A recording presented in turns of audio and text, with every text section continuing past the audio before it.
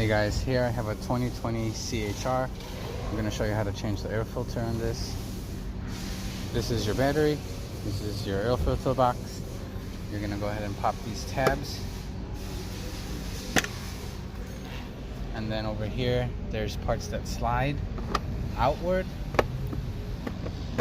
Just make sure you don't break your MAF sensor cable or harness. Slip the air filter out. Slip the new one in.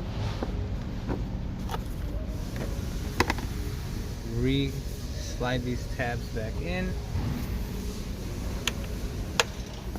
Clip it.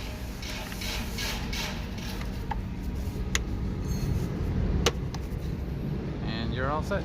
Now you got a new air filter.